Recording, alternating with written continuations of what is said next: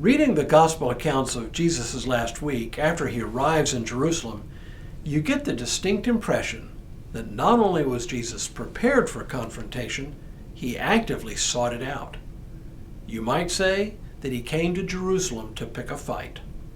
Nowhere is this more in evidence than in today's reading from Matthew. Hello, I'm Stuart Baskin, pastor of First Presbyterian Church of Tyler, Texas, and this is your daily devotional for Tuesday, April 4th, 2023. Today's reading is a parable Jesus told, apparently to the religious authorities while he was teaching in the temple.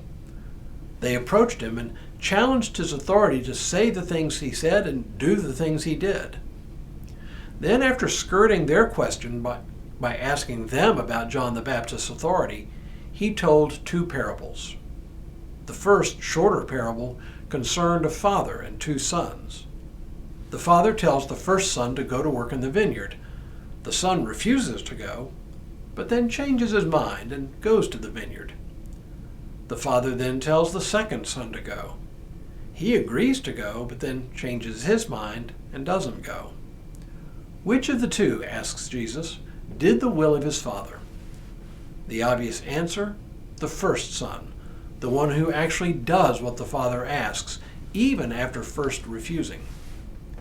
The point seems clear enough, but in case it needs amplification, Jesus offers a second, even more pointed story. He says, "Listen to another parable. There was a landowner who planted a vineyard, put a fence around it, dug a wine press in it, and built a watchtower. Then he leased it to tenants and went to another country. When the harvest time had come, he sent his slaves to the tenants to collect his produce. But the tenants seized his slaves and beat one, killed another, and stoned another. Again he sent other slaves, more than the first, and they treated them in the same way. Finally he sent his son to them, saying, 'They will respect my son.' But when the tenants saw the son, they said to themselves, 'This is the heir. Come, let us kill him and get his inheritance.' So they seized him, threw him out of the vineyard, and killed him. Now, when the owner of the vineyard comes, what will he do to those tenants?' They said to him, 'He will put those wretches to a miserable death and lease the vineyard to other tenants who will give him the produce at the harvest time.' Jesus said to them, 'Have you never read in the Scriptures, the stone that the builders rejected has become the cornerstone? This was the Lord's doing, and it is amazing in our eyes. Therefore I tell you, the kingdom of God will be taken away from you and given to a people that produces the fruits of the kingdom. The one who falls on this stone will be broken to pieces, and it will crush anyone on whom it falls.'" The challenge to the religious authorities could not be more clear. They honor God with empty words, but do not do the substance of the faith. It's actually a lesson we all need to hear on a regular basis. Christian faith is about much more than attending services on Sunday morning and then checking off the religion box, as if an hour a week sitting in church completes our obligations to God. As the parable of the two sons points out, better to be the son who refuses the job but then turns to do it than the son who pretends to obey but sits out the obligation. But to add to the tension between Jesus and the religious authorities, he tells them the parable I just read.